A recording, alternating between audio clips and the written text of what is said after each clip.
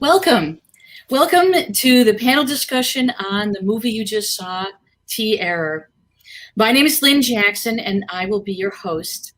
I became involved in issues involving the preemptive prosecution of Muslims when two Muslim men were arrested in Albany, New York in 2004.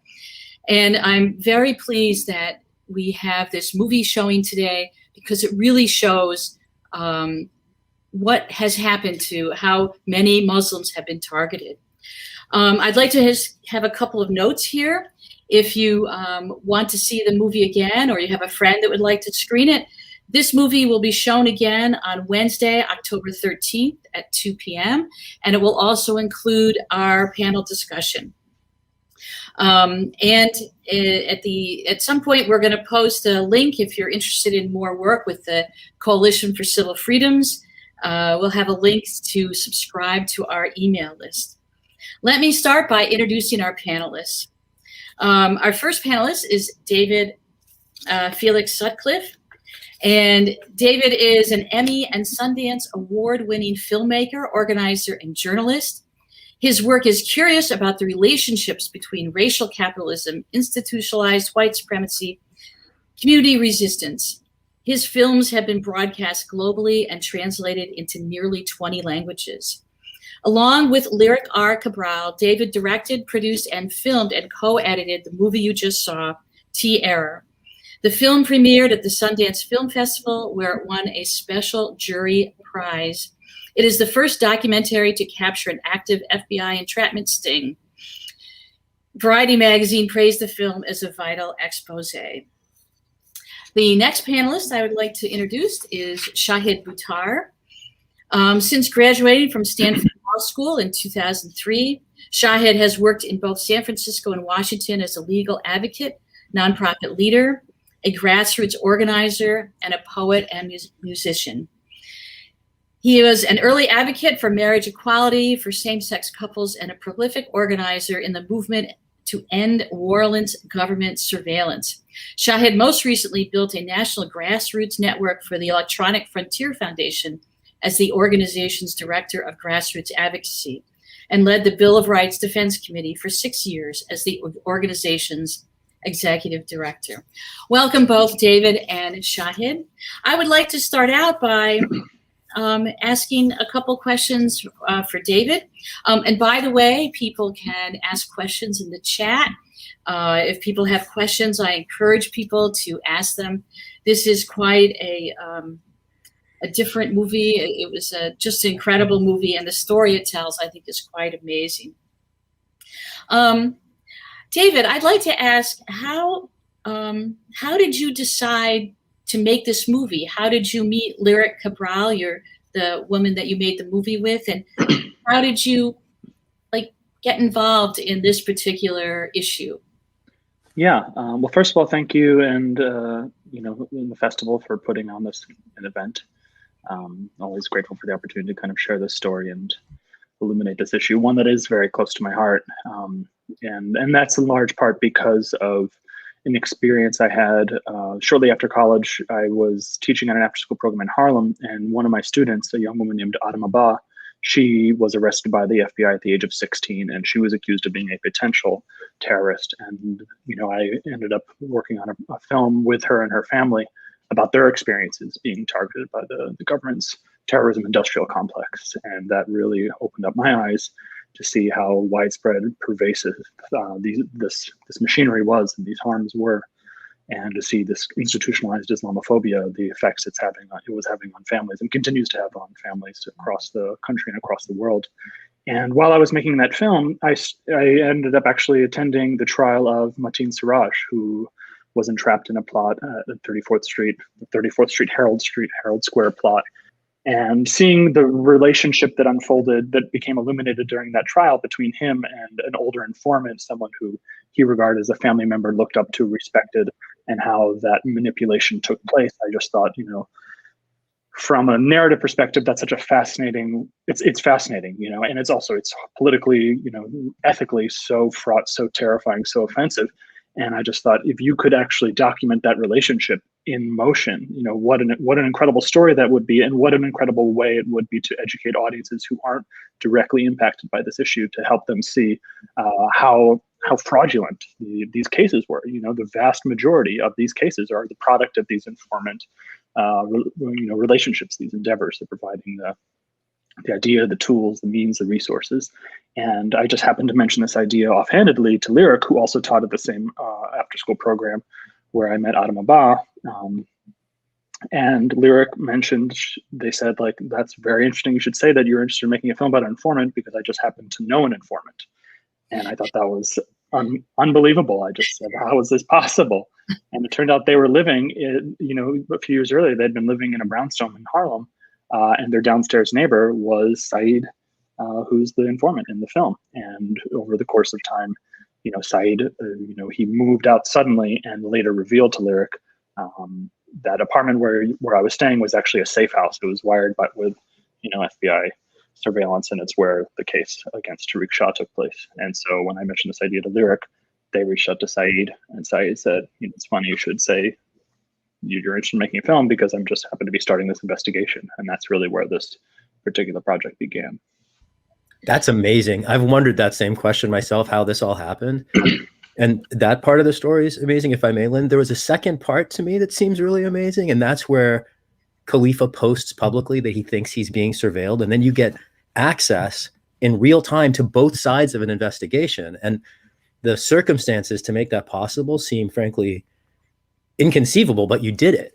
And so, like, just the 3-rail bank shot of how you came to document this story, which has played out so many times. I mean, I just think there's something really profound in how you were able to, from a documentary standpoint, pull something off that's really quite remarkable. Yeah, and that really speaks in large part to Lyric's work as a journalist, their connection to the activists who are working on this case, who are working on this issue, because when Khalifa sent out that post, it was forwarded to Lyric by groups she was in touch with. They were in touch with, including the National Coalition to Protect Civil Freedoms, and they that all happened like in a very short span of time. And if Lyric didn't have those relationships, we never would have found out in that moment what was occurring. Well, that is actually quite interesting. I'm glad that you talked about how this came to be made, because it's not like everybody just happens to know an informant in their life or know someone is an informant. So how difficult was it to talk Syed into being filmed? I mean, I watched the film again, and I will admit, I've seen your film many times. I've watched it many times. And today, watching it again, I realized that, how difficult was it to talk Syed into participating? Syed wanted to tell his story. After his identity was outed in Tariq Shah's case, he felt exposed. He felt like he had seen, Ali Soufan, an agent who was involved in Tariq Shah's investigation, write a New York Times bestseller, and he named Syed in that book. And Syed felt like he was a central part of these investigations that were being celebrated by the press and by the government. And he was like, I want a piece of that action. So he had actually reached out to Lyric and said, I want you to help me write a book. And Lyric felt very conflicted and was like, I want to continue to have a relationship with you because this is important, but I also feel, how could I ever trust you?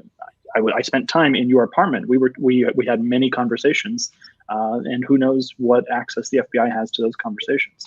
So he was already motivated. I think the question of whether having his face be shown, we wanted to document that in the film, his kind of wavering in terms of, wanting to be seen, wanting to be shown, and then wanting to kind of keep his identity private. He's a complex individual, and we wanted to kind of have that represented within the film's portrayal of him.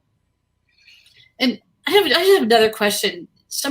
Looking at how the film was made, there's one scene, I believe, where it looks like you're in Syed's car and he's getting out of the car to meet an FBI agent. Did I interpret that right? I mean, were you in his car when? There's certain things, like, I think there's some areas of the film that we have tried to avoid talking about just because we are uncertain of what sort of precarious legal territory that puts us in. So I think that particular moment we've been advised to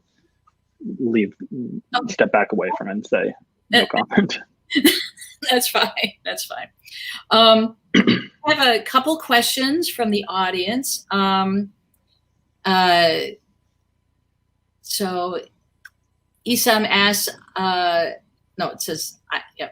Why did Syed willingly record his actions, and did he get paid for being in the documentary?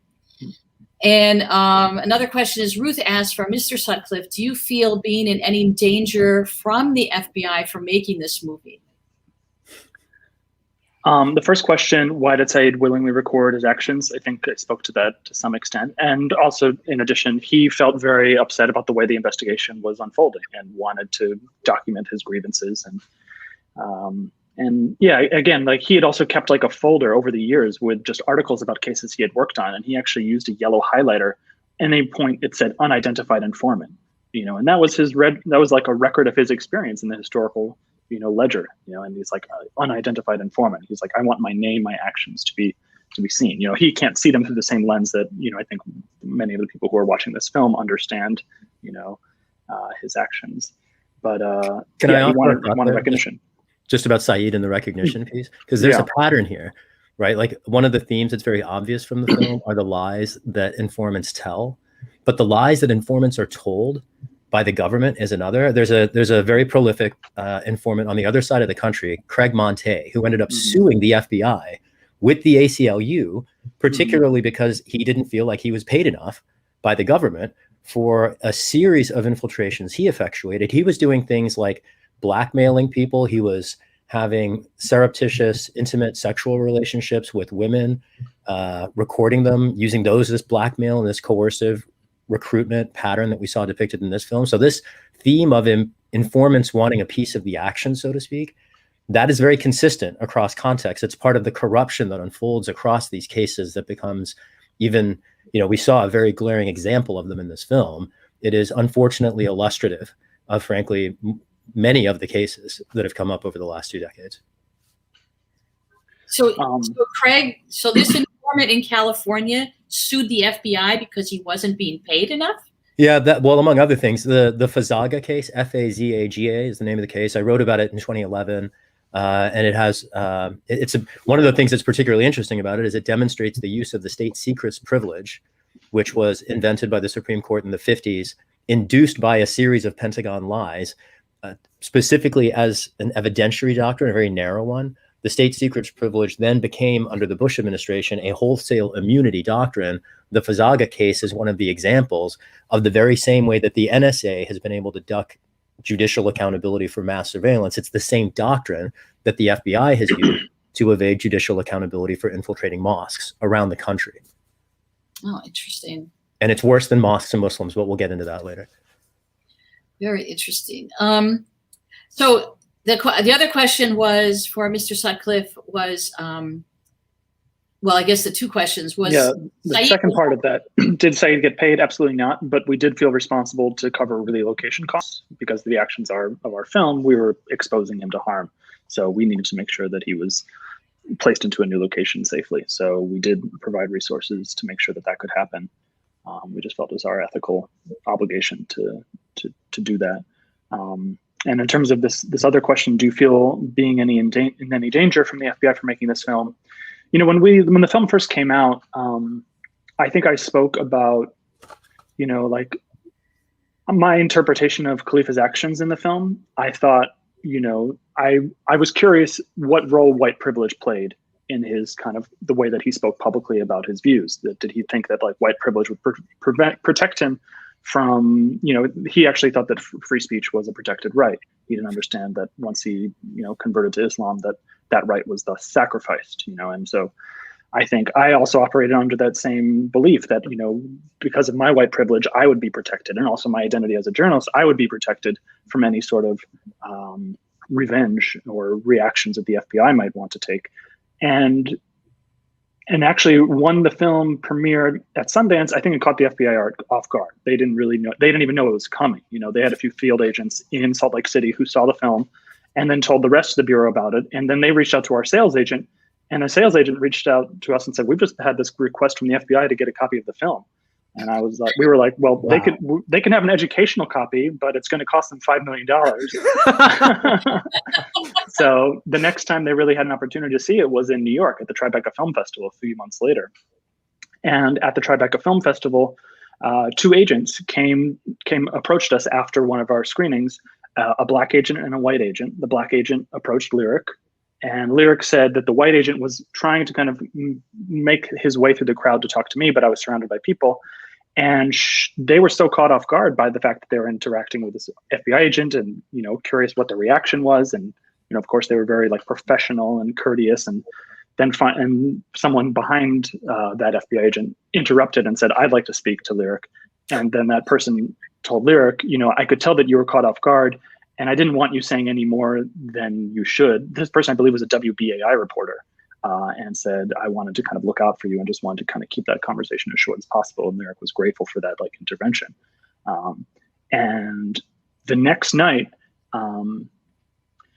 Adam Abad, the main character for my first film, someone who I'm very, very close with, her husband, who's also Muslim, he was approached by FBI agents at his job. He was interrogated for several hours. He ended up losing that job as a consequence of that interrogation. And they were terrified. He had never been approached by the FBI. And all of a sudden they appear the night after Terror premieres. So he is interrogated by FBI for several hours. Adama tries to contact me. She sends me dozens of text messages, many calls. The next morning I get a call from Lyric, who asked me, "Why haven't you responded to Adama's calls, Adama's text?" I was like, "I haven't gotten any messages from Adama." And Adama sent me a screenshot of her outgoing messages, all to my number, my correct number. All of those messages were intercepted. None of them landed in my phone. Wow. Adama was several months pregnant at that time. She had been traumatized as a teenager by this experience, being detained, hundreds of miles away from her family, being strip searched anytime her family or lawyers wanted to come to her. And now for her to have to go through this trauma again, while she was carrying a child, that shook me to my core. And I was so enraged and terrified. I thought, are they trying to do this to destabilize me and cause me to kind of speak about this with like rage in the press and discredit the film? And I just felt so overwhelmed. And I really didn't, I spoke about it at one Q&A, but then I kind of largely kept quiet and I didn't say anything. And my wife just asked me afterwards, she said, "Please don't make any more films about the FBI." Wow. She's like, I can't handle this stress, this fear. And, the things seemed to kind of like die down. But then again, 2 years later, there was another case that, I was working at a production company, and there was a case where we were following a case of Hamid Hayat, who was one of the first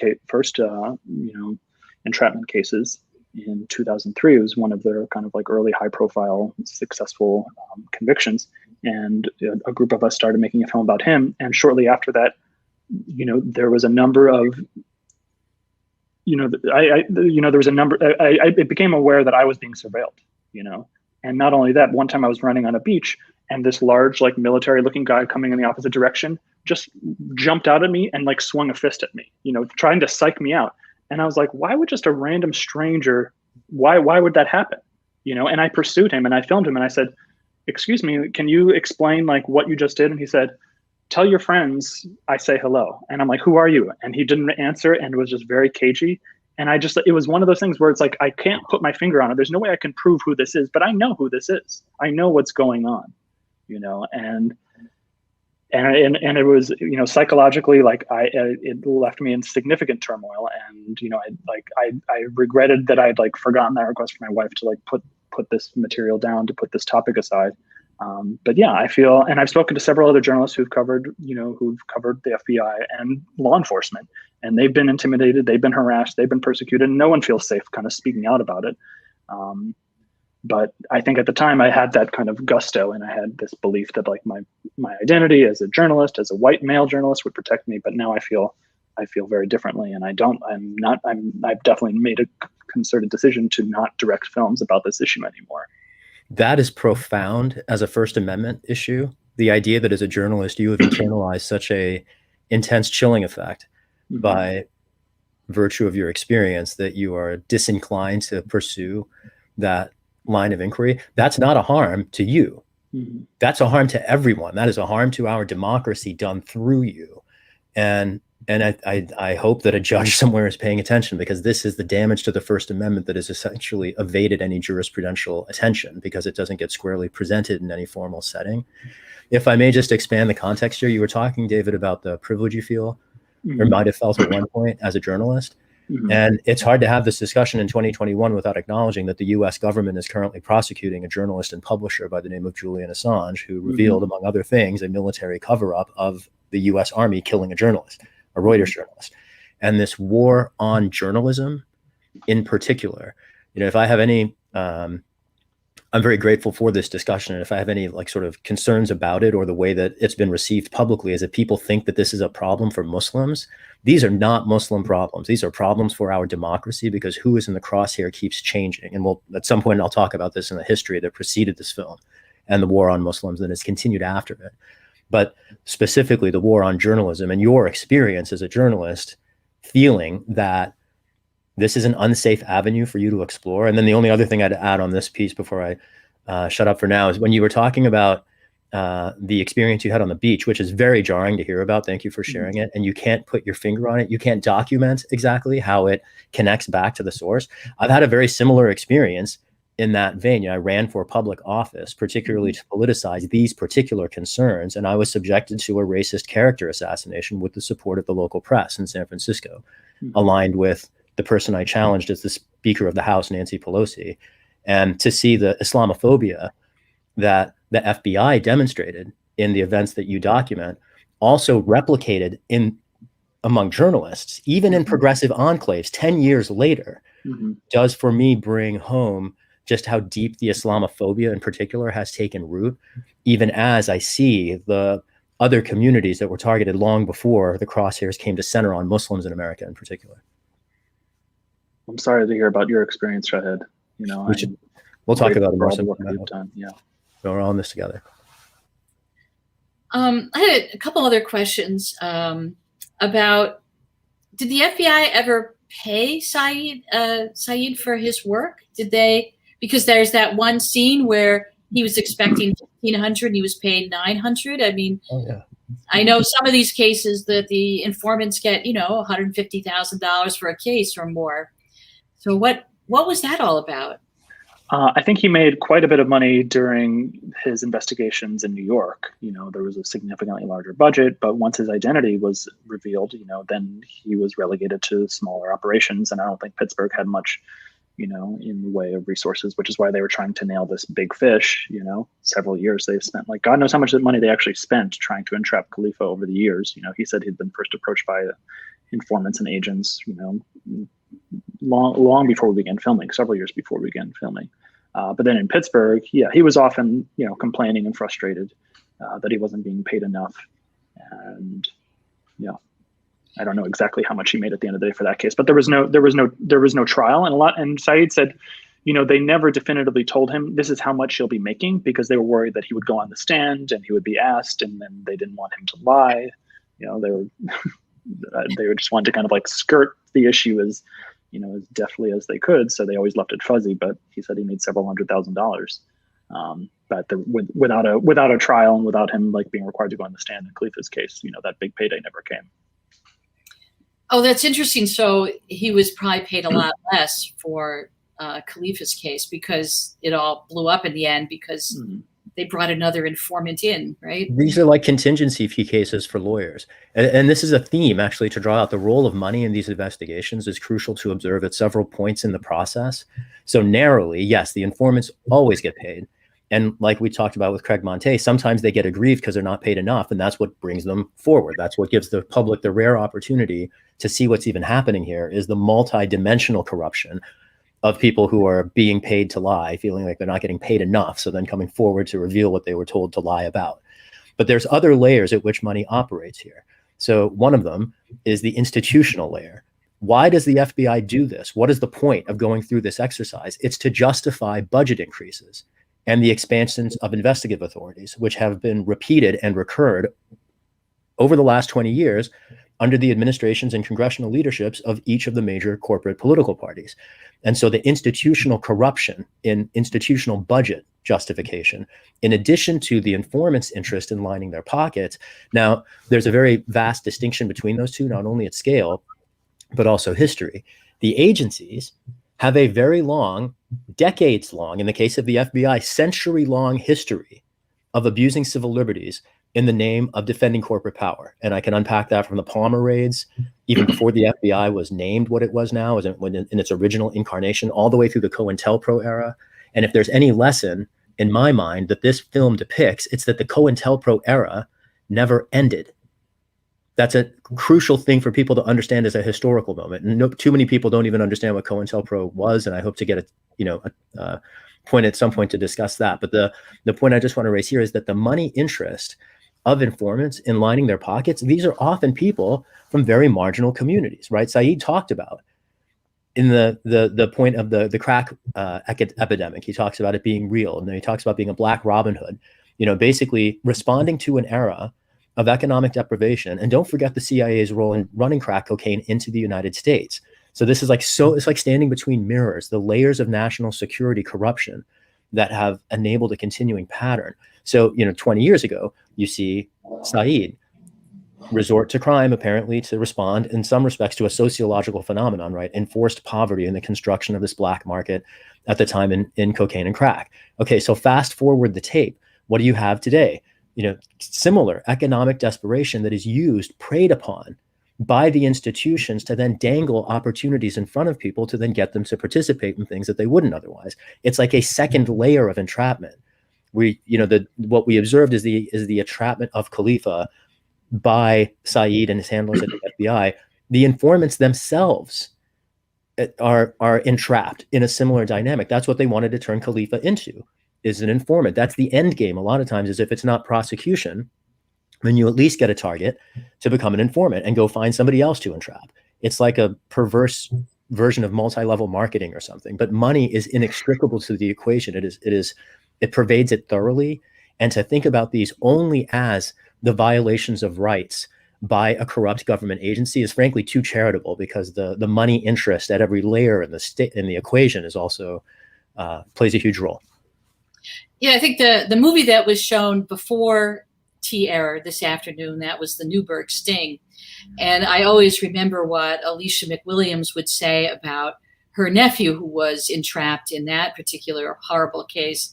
And Newburgh, New York, is one of the poorest communities in New York State. And Alicia said they spent all this money to entrap her nephew and these other guys. What if they opened a job center? What if they had done some kind of economic development? What if they helped people there? Instead, they spent, just untold amounts of money to entrap these four hapless guys. If I may, just to take that a step further, at the same time, what was the Bureau ignoring? On January 6th, 2021, a bunch of people woke up to a real right-wing terror threat, a domestic terror threat from the right wing. It was documented by FBI whistleblowers in 2004. The events in this film, the press conference that you saw at the end, that happened in 2011. I suppose many of the other preceding events were that same year, David. I'm not exactly sure if it might have been 2010. Mm-hmm. But so this was a decade ago. By that point, by the time this film was being documented, it had already been 8 years since FBI whistleblowers came forward waving their hands in the air saying that right wing wants to bomb major cities' power facilities and poison water supplies and reservoirs. And the FBI has done nothing about it. Congress did nothing about it. What you just saw in this film, this is what the FBI has been doing the last 20 years instead of actual counterterrorism work. And that's another layer of the corruption. It's not just inflating the budget. It's also taking the eye off the ball of whatever actually might pass for security, as distinct from this sordid industrial complex that's emerged around contriving fake cases and targeting people based on their social media posts to then coercively recruit them and ultimately, in Khalifa's case, arrest him. I'm very alarmed by this whole pattern. Actually, that was one of the things I was going to ask you, Shahid. So thank you so much, David. I'm sure we'll have more questions at the end. Also, it looks like, unfortunately, we were hoping that Khalifa could join us, but we're not sure. He doesn't look like he'll be able to, which is too bad, because I would have liked to have spoken to him to see how things were going for him these days. But Shahid, that is the one thing I am curious about, is that here the FBI spends this massive amount of money on, I'm sure, hundreds of cases of targeted Muslims that we could name off.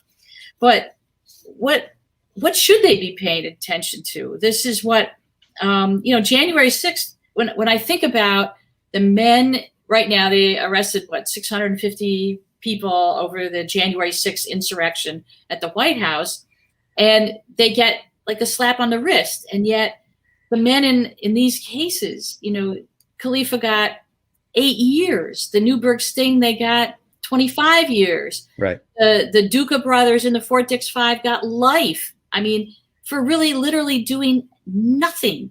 And that people who are actually violent at the Capitol are getting, I don't know, a couple days in jail. It just doesn't seem quite right. So do you think the FBI, I guess the question is the FBI paying attention to the wrong people?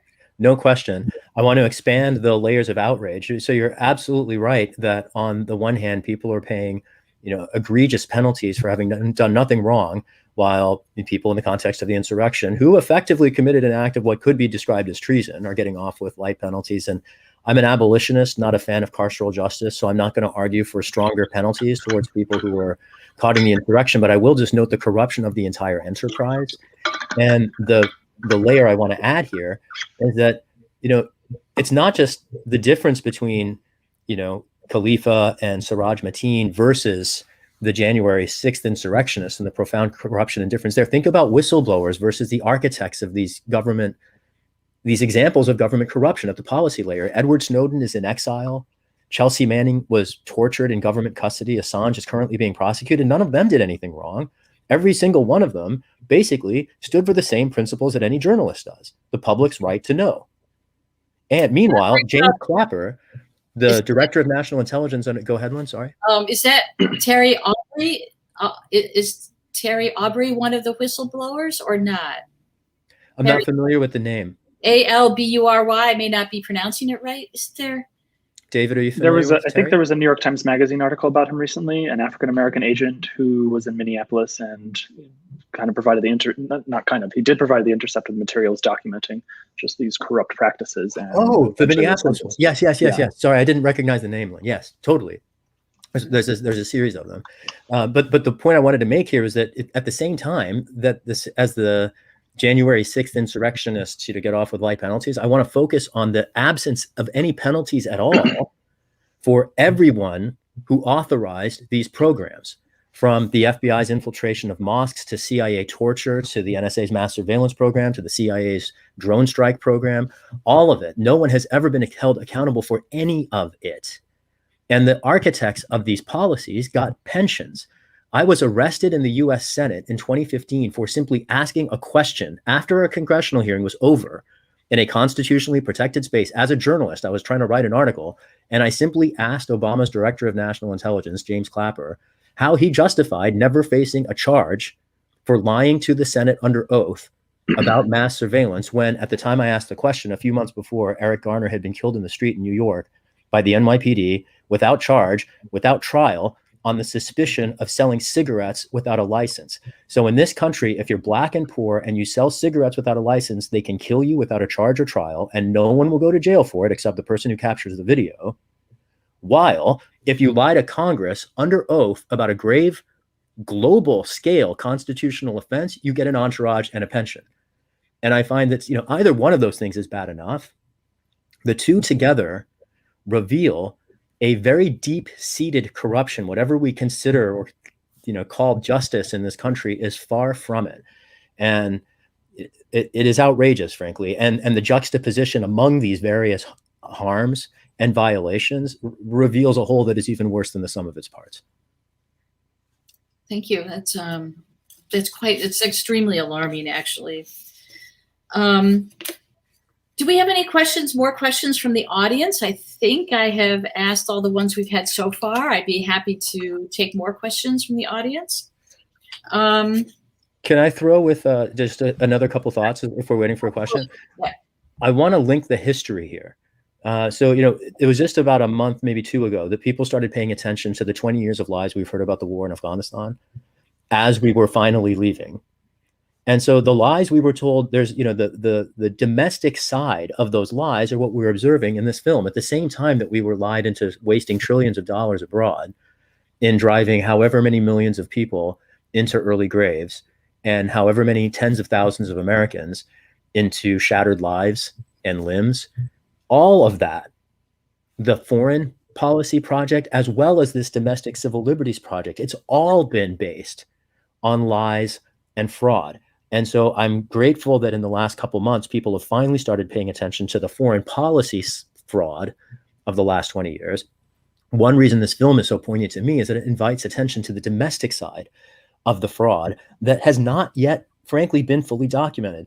This film is a powerful expose of one example that played out in at least dozens, if not hundreds of instances. How much money have we wasted on FBI agents trolling for 3 years innocuous people flagged based on their social media posts, while the Aryan nation is, orchestrating whatever catastrophic plots they are? I see this as a longstanding pattern. I want to take it back further, though. So I mentioned COINTELPRO before, but just for people who are not familiar with it, stands for the Counterintelligence Programs. This is the legacy of the FBI. It's why we have today intelligence committees in the House and the Senate, because in 1976, actually it was 71 when the break-in happened, a bunch of hippies broke into an FBI office during the Ali Frazier fight outside Philadelphia. And they broke into this is hard copy paper files, like, filing cabinets. And they took the paper out of the filing cabinets and they drove it to Washington, D.C., and they delivered it to a bunch of Congress people.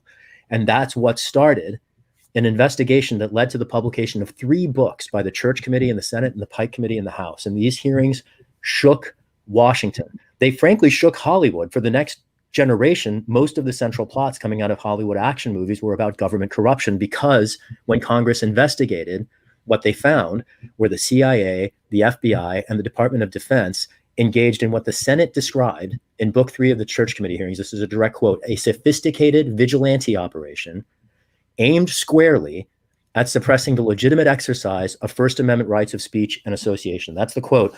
They targeted everyone. They targeted Puerto Rican independence activists. They targeted Native American activists. They targeted civil rights leaders. They targeted Black nationalists. They targeted hippies trying to stop the war in Vietnam. They targeted women seeking equal rights. They targeted white supremacists. They targeted everyone. And the COINTELPRO era reveals that whatever commitment our nation has to democracy or free speech or First Amendment principles has always been, unfortunately, a sham. It has fallen on the shoals of reality. It's a rhetorical commitment that we should all be very, frankly, committed to. And I would hope to see us one day realize it in practice. The ultimate, in my mind, significance of this film is that it documents how the COINTELPRO era did not end in 1976. It didn't end in 2011. It continues to this day. One crucial piece of the saga I just want to throw out on the table here, because I think this might be relevant to many, particularly young people who might be coming to these issues for the first time. Many people today are concerned about climate justice. Climate justice and the environmental movement generally is also very closely implicated here, because it wasn't 9/11 that pulled the cork out of the bottle. It's not as if, when 1976 Congress investigates, they put the FBI, back into its cage, and then it gets out of the cage after 9/11. That actually didn't happen. The FBI was never put in a cage. Through the 80s and in the 90s, it was environmental activists who were being targeted as terrorists based on their speech. And if you go to the communications management units, where many of the Muslims who are entrapped are held, the other people you will find there are particularly from the Pacific Northwest. At the time they were arrested and prosecuted, young, now middle-aged white men whose crimes were basically vandalism. And in the very worst cases, arson, always with the terrific pains to avoid loss of life, specifically aimed to call attention to the environmental crisis. And how different might the world be today if we heeded their concerns in the 90s instead of calling them terrorists and imprisoning them and throwing away the key? And that was before they started targeting Muslims, right? And so I'm just trying to point out, again, this pattern that continues. The Congress has, since 1976, completely ignored. And it is, frankly, to me, a political crisis, a constitutional crisis that has festered for decades. Yeah, thank you. I think there is quite a connection between the issues of targeting Muslims and targeting environmentalists. And I have met a couple of the men that were imprisoned in those special communication management units that are pretty much reserved for Muslims. We have some other questions from the audience. So a question for David. This is a very interesting question. Do you think Khalifa's action ultimately saved him from a bigger charge?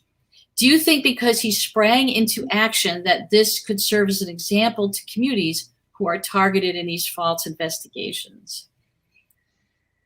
In terms of actions, I think it's a complicated question. My perception at the time was that he was persecuted because he spoke out. He, basically embarrassed the FBI and said, "I have proof and evidence that they're trying to entrap me." And Khalifa had long suspected that Syed was an informant, and took specific notice of how Syed always asked for a receipt every time he took him out for breakfast. He was like, anytime we ever go anywhere, Syed is always very, very fastidious about getting a receipt. And Khalifa was like, why else would you ask for a receipt every single time unless you were on the job? So I think Khalifa would have continued milking that free breakfast train for quite a while without ever giving the FBI what they wanted. So, who knows what would have happened if he had just, hadn't actually managed to put the pieces together. What would they have eventually thrown the gun charge at him anyway? They always had that in their pocket. They definitely acted very, very swiftly, between the time he posted about his discovery and then when they actually rolled up and arrested him that morning. But I think that, he was very savvy. So I think that, that savviness enabled at least awareness of his case. There was immediate awareness in terms of it being publicized. I can't remember if it was The Atlantic or Harper's kind of ran a story about him. It was difficult for Lyric and I because we knew it would be, a while before our film could really illuminate what had happened. And we wanted more outlets to be kind of paying attention to Khalifa's discovery, and what did not generate quite as much attention as I think it could have or should have. But I think it does provide a model of just, keeping your wits about you and being mindful of who you keep company with and what their larger motives are. I have a follow-up question for you, David. Yeah. The line between journalist and historian. So as these events are playing out in real time, you've been intimately exposed to them. So, as a documentary film producer, there is this delay right before your piece hits the public. So can you talk a little bit about that, tension? Was that challenging to navigate? Were there ways that you were able to convey part of what you'd seen at the time, or was that a thing that you wanted to do but weren't sure how to do? Just that would be an interesting thing to learn about. At the time, I reached out to, the journalists that I had personal relationships with, and trying to kind of, I couldn't tell them everything, but I said, what I could share with them, I did. And I think a few of those people did try to pitch the story, but I for whatever reason, it just didn't pick up. And I just thought our attentions are divided here. We could either invest in trying to give this immediate kind of maybe this could become a cause celebre for a week or two if we really went fully open and revealed our case at that time. But we also just didn't know what legal standing we had at that point, and wanted to kind of move, as kind of carefully and protect ourselves and our process and our methods at the time. Well, and to be clear, and as a historian, I think it's at the time, I was, it's not so long ago, but actually at the time that Khalifa was arrested, it was almost 10 years ago.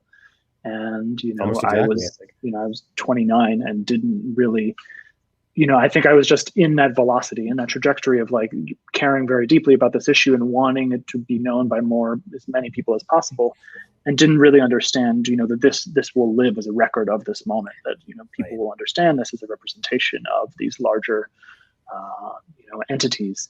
And and it's also, to be honest, it's painful for me now because we were broadcast on PBS. We were acquired by Netflix, but it was a 4-year license. And now the film is not really available anywhere. And Lyric and I have been kind of looking around for a home for it, but it's been challenging. And I'm grateful for opportunities like this where it can be shared with an audience, because otherwise it doesn't have that kind of same access to the public that it once did. Just to make this clear, in the last piece you made suggested almost goes in the other direction, but I was just going to say, to whatever extent it might have been frustrating as a journalist to not be more public at the time, it's a really profound act of history and documentation, the film. And I'm disappointed to know it's not more widely available, because I do think it's a really important piece of history that I hope becomes more widely available. It's Yeah. it's an important history for people to grapple with, and the sheer improbability of the events coming together. You getting access to both sides of the investigation, Khalifa figuring it out, getting arrested by the FBI on the eve of the press conference where he's going to expose it all. Just that drama. Like, you can't write fiction better than that, and that's actually like reality, and you managed to document it, and it's phenomenal, actually. Yeah, thank you. I mean, were you when he was arrested? He was arrested at like 5:30 in the morning or something, right? Very early. Were you there because he was going to go to the press conference? Is that why? He was scheduled to go to the press conference that day, but I was actually going to film him walking to morning prayer. So we had like been texting about that. Wow. And I never knew. I was wondering, like, they could have arrested him before I was there. Did they want me to film it? Or were they trying to get there before I arrived? So it was never totally clear for me. Oh, it looks like we have someone here. Khalifa. Hi. We're so glad you're here. Nice to see you. Felix Sutcliffe and Shahid Buttar. Welcome. Dave, how are you? I'm good. How are you doing? All right. Yes, we're actually very pleased that you are able to join us. How are you doing these days? I'm glad that tell us about your, briefly about your life. Are you working, and are you still living in Pittsburgh? Yeah, alhamdulillah. I'm doing good. I've been working steady, keeping myself busy with work and just focusing on my family and just basically keeping out of the way, to be honest with you. Because I'm still on federal supervised release which is basically probation until I think 2023, if I'm not mistaken, 2 more years.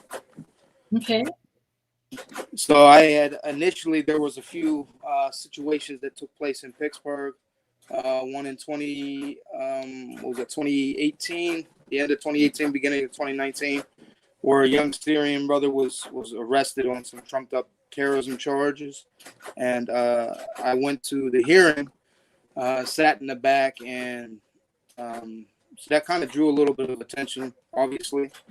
And even though I wasn't told that I directly not to participate or to get involved in those type of things, I was basically in an indirect way was warned that I may want to keep a low profile. So is that to do? So you've been warned not to participate in publicizing other possible instances where it was a wrongful prosecution? Pretty much, yeah. I was just told that I may want to maintain a low profile, and it was just the way that it was said in the body language that indicated to me that, the fact of the matter is I still have, they still got a foot on the back of my neck. And as long as I'm on their federal supervised release system, that, my freedom can be taken from me at any given moment whenever they feel, that there's a way that they can justify it. So, are you at all worried about coming on to discuss the film that you're in today? No, not really. Not really. Okay. No. That's good. One of the audience members has a question. It says, did Khalifa have a way to be protected from the FBI after he blew the whistle? I'm not sure that. Did his attorney have other options? You're not protected from the FBI. Not at all. Yeah, I think everyone's curious to know what your subsequent experience was like, maybe if you're willing to share it. Yes. Oh, in regards to, there's no protection from the FBI. Obviously, that when they feel that you pose any type of threat in any type of way, it could be just enlightening people or bringing, whatever the case may be, that they can definitely come in and charge you with any type of trumped up federal charges, because there's millions of them that most of us have no idea that they exist. And so, there's no protection. I don't think I was really considering that. I think it was more or less, I allowed my anger to guide me in speaking out and allowing the situation to be heard without necessarily thinking about the end game. or if there would be any particular consequences as a result. So the reason that you decided to contact all these groups and Project SALAM, which is how we heard about you, is that you wanted, if I remember your email correctly, you wanted to sue the FBI for trying to entrap you. Sure. And I will admit, I was one of the first recipients of that fabulous email you sent out that was so detailed about all the things that had happened to you and why you thought you were trying to be entrapped by the FBI. And it seems like in the movie you were very convinced that since you'd done nothing wrong, that if you spoke out at the press conference, you would be protected. But clearly that didn't happen. Well, I was a little naive in exactly how the federal government works, to be honest with you. I did think that the more publicity that came to the situation, that would somehow shield me, protect me. And unfortunately, that's not the case. And majority of times that's never the case. It doesn't matter how much publicity that an individual gets. There's many situations of people that are locked up now that had a lot of publicity surrounding their situation prior, and yet they're still locked up and they're innocently sitting and rotting away in some federal prison. Absolutely. Hang on a second. I'm going to go see if there's more questions from the audience. One of the audience members would like to know what happened to your wife and daughter. They are living in England. That's the current situation with my family. My family that's over there. Still, there was probably some issue with immigration because of how they eventually was able to. They used some small technicality to say that she entered the country legally or something, overstayed the 90-day original between the visa waiver program with the UK and the United States. That she overstayed that was the reason why they denied the application. But it was during the time that she had that 90 days that we began to submit the paperwork, and yet they still came back and used that as a means to deny it.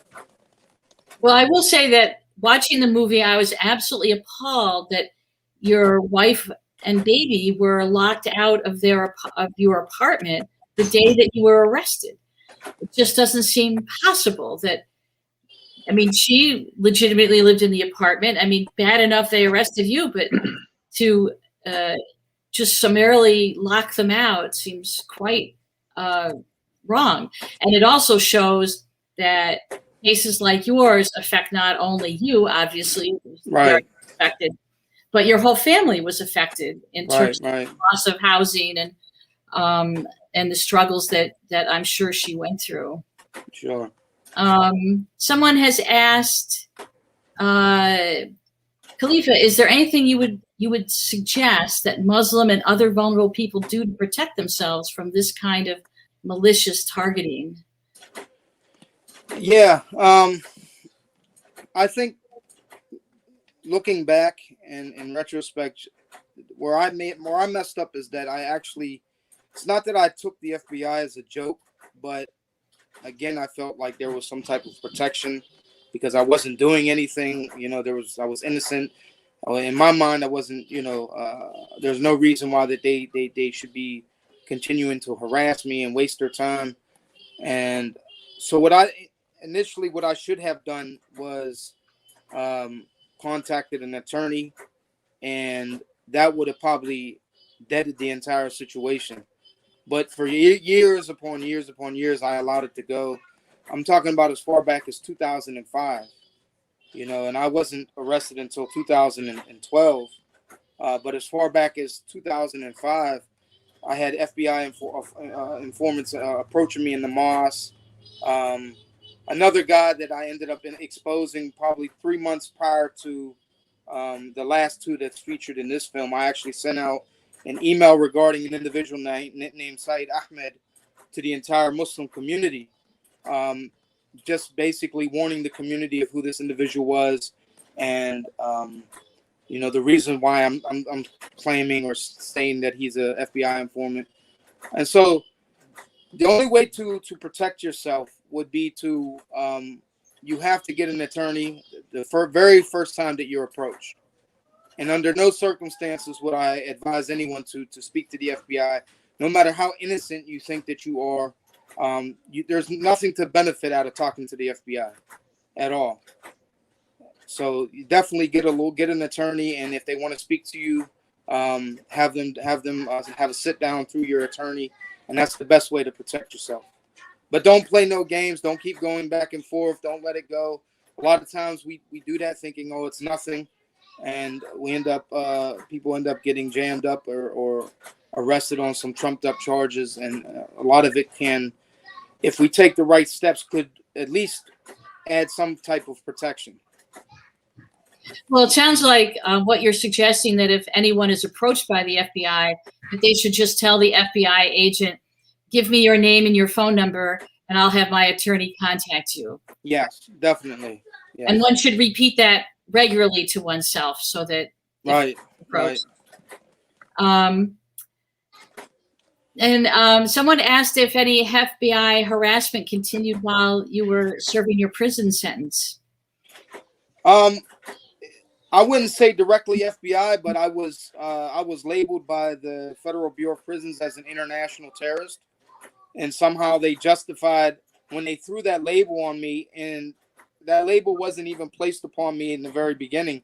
It's just after I was in Ferreton, New Jersey for a few years, and it was probably after about 2 years or so that this label was placed on me.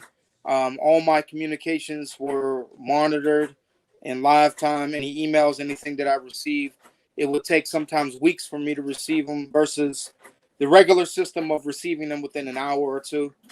And ultimately what happened was that I was shipped out of an FCI and sent to the CMU in Marion, Illinois, which is the Bureau of Prisons Communications Monitoring Unit. And it was something that was established in 2008 by George Bush, nicknamed Guantanamo North, because it was initially, even though there are a handful of non-Muslim prisoners on this unit, the majority of the unit is made up of Muslims, and it was used in George Bush's quote-unquote war on terror, you know, to segregate Muslim inmates that they considered a threat or what have you, or just basically someone that they wanted to monitor more closely.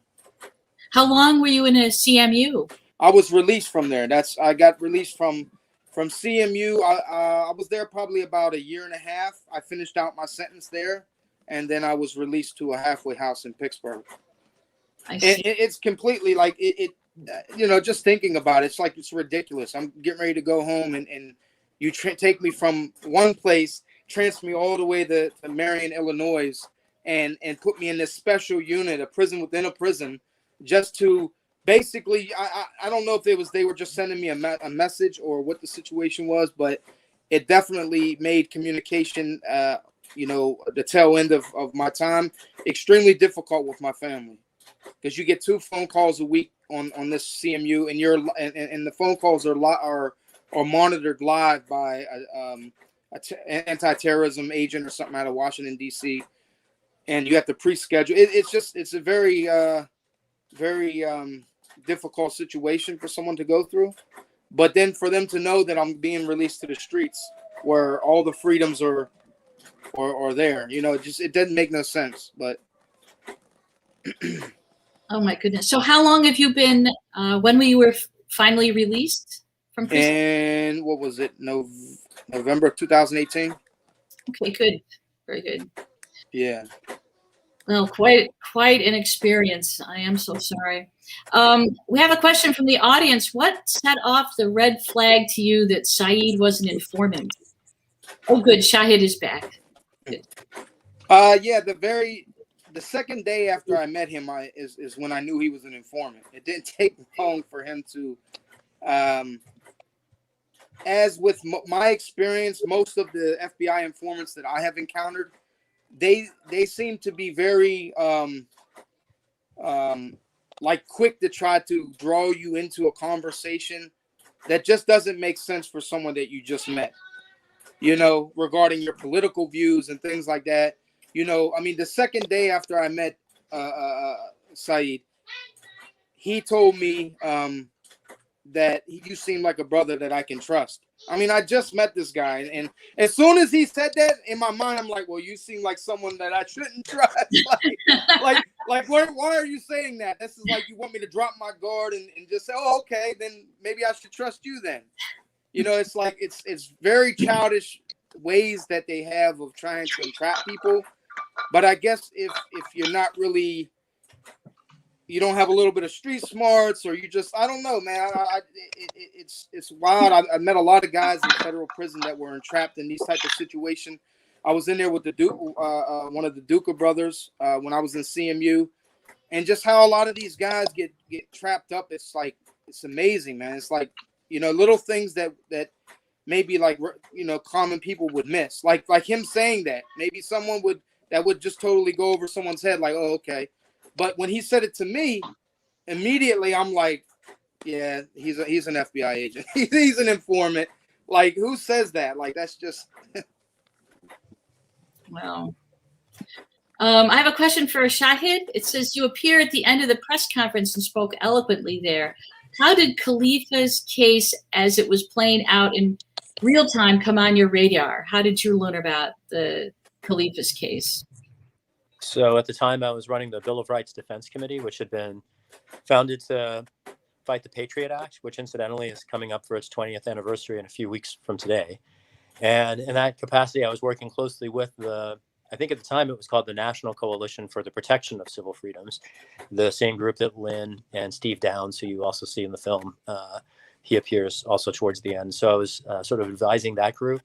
And when they were organizing the press conference in Washington, I'd been working on this issue of the FBI infiltrating mosques since about 2008, when I'd founded the program at Muslim Advocates to combat racial and religious profiling.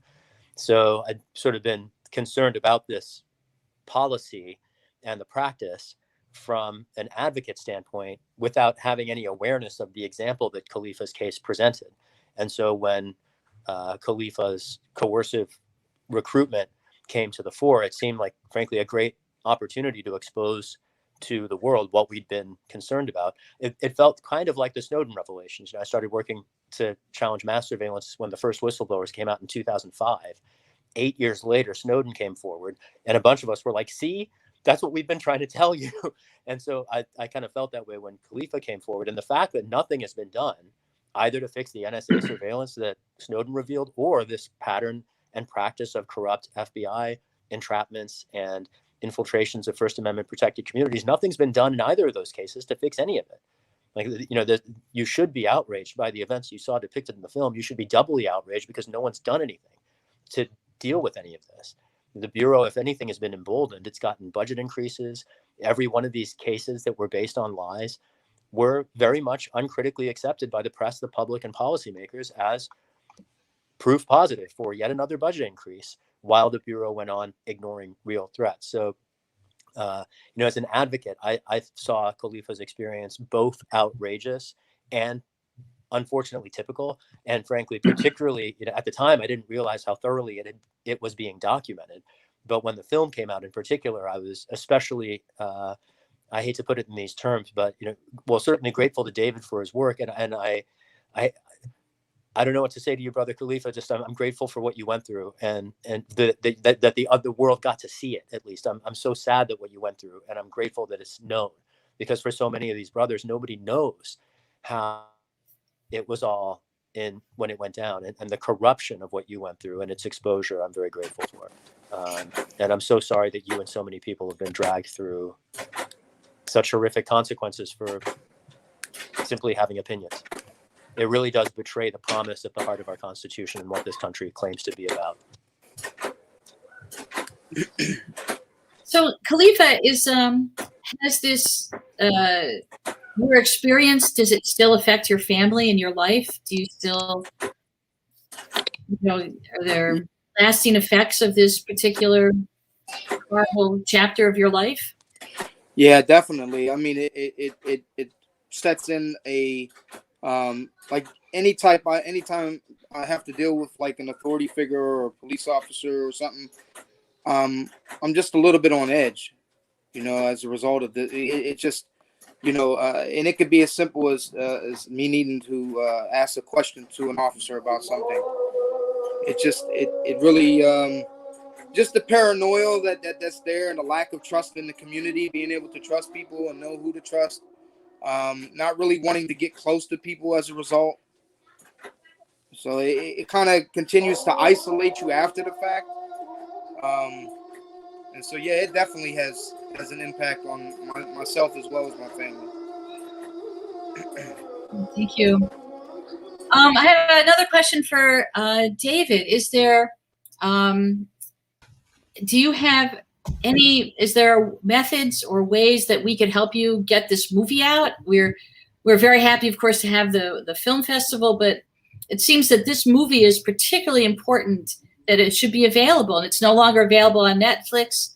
And what did PBS pick it up? It was broadcast on PBS in 2016, so they may rebroadcast it from time to time, but it hasn't had another kind of run as it did once before. And I don't have an easy answer. I mean, if anybody knows has any high connected folks at any of the streamers, we have some folks who are agents who are reaching out to their contacts, and they're continuing to explore that. But I think, we had hoped that the anniversary of 9/11 might be a moment that people would say, oh, this is an opportunity to reflect and look back upon this history. With the release of the film Judas and the Black Messiah, we also thought that might be a way to kind of spark interest. But, I think these are corporations where, Hollywood and the entertainment industry, there was more diversity in Trump's cabinet than there is at the executive level of these companies. So I think that their appetite for social justice or issues that impact people of color, Muslim people, they have a very limited range of interest in that. So yeah, I'm hopefully, things are shifting. They continue to shift. And I would say, one question I have, how can people support your film? This film, it's had its kind of moment of attention, but, there is a really incredible organization, the Islamic Scholarship Fund, which is supporting a lot of really incredible Muslim journalists and filmmakers, and supporting their work and contributing to them is another way to kind of ensure that this work continues to happen, especially from the perspective of people who are directly impacted by it. So I encourage people to check them out and support them if they aren't already. Yeah, I think it's very important that this movie be available on the streaming services, because at one point a group of us from the Coalition for Civil Freedoms this was before the pandemic, went to Congress to lobby, and we were in one of the congressman's office, and his staff person said, because we were explaining this issue about legislation, and his staff person said, oh, I saw that movie. I know exactly what you're talking about. And I was really surprised, that it just didn't seem, it just didn't seem likely that, some random person in a Congress, I believe it was a Republican congressman's office, that the staff person was very familiar with the issue, and it was really important. So that's why I think this movie, it's even more important. I mean, I think that the staff person had stumbled on it, not, just was looking for something to watch and thought this looked interesting and watched the movie. Well, we were very deliberate in terms of how we branded it. We recognized that if we kind of put it forward and called it entrapment or the FBI sucks, that we would turn off a potential segment of the audience that we thought could be persuaded by the events that unfolded. And we thought by packaging it as this psychological spy thriller, that was a way to bury the aspirin in the applesauce. I also have conflicted thoughts about that as well, where that kind of pulls you back further away from pushing the edge, pushing the envelope as far as I personally would like to go.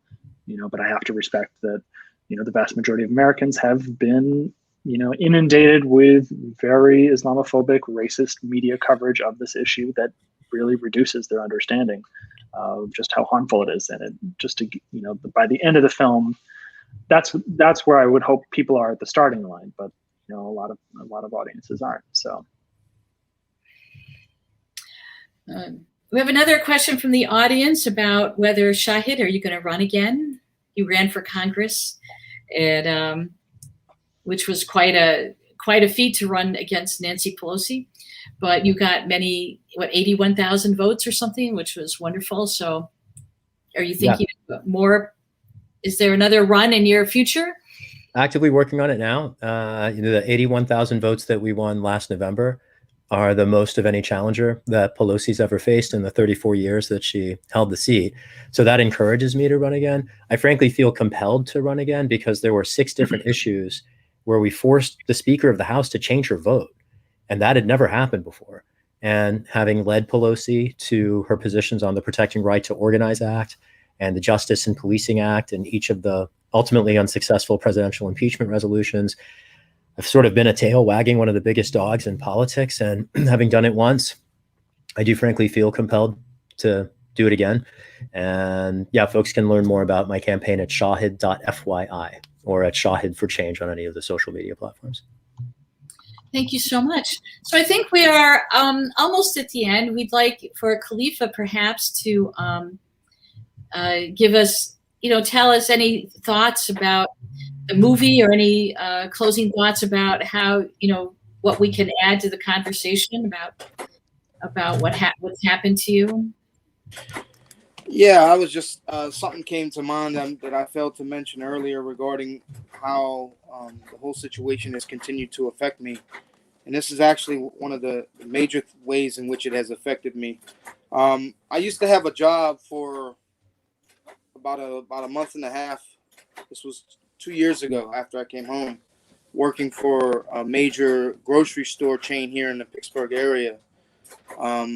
When I got hired, I indicated on the application that, I had past convictions and this and that. I didn't elaborate, and I wasn't asked to elaborate. One of the supervisors there actually recognized me from the film, and it was crazy because I got a phone call maybe like after about a week or 2 weeks after he recognized me. He still didn't say anything to me. From the corporate office of this major grocery store chain here in Pittsburgh, saying that I was being terminated because on my application I did not indicate that I had a federal conviction or something, and he let it slip while I was on the phone that that I was recognized and that about the film. He's like, yeah, I seen parts of it, and this is a guy from corporate office that I've never spoke to before in my life. And he let all this out, basically telling me the reason why they were letting me go was because of this whole situation, and they just didn't want to. They just didn't want me working for working for them. So about a week after that, after I got terminated, because this was actually my local grocery store that I shop at every month, I seen this supervisor. He came up to me. He was so apologetic. He said, "I feel so bad." He's like, "After I seen you, I went and I told this other supervisor that I recognized you from this and that." And he basically saying that it wasn't him that called corporate or whatever. But point being is that this is how it's affected my life, in regards to getting employment and keeping employment. But yeah, so I just wanted to share that. Oh, I'm so sorry. That seems so grossly unfair. It just seems so unfair. Yeah. All right. Well, I think I want to thank all of our panelists for an excellent discussion today, and to remind our viewers that the movie will be shown again on Wednesday, October 13th at 2:00 p.m. Eastern Standard Time. And please, we'll post the link to subscribe to the Coalition for Civil Freedoms newsletter. If you would like to get more involved in our work and work on civil liberties, please contact us, and please support David in his future, David Felix Sutcliffe in his future film adventures, and Shahid Buttar when he runs again. And of course, if you live in Pittsburgh, give a good hello to Khalifa Al-Akili. So thank you all so very much. I really appreciate the time. Thank you. Thank you for having us. Thank you very much. Bye. Bye bye.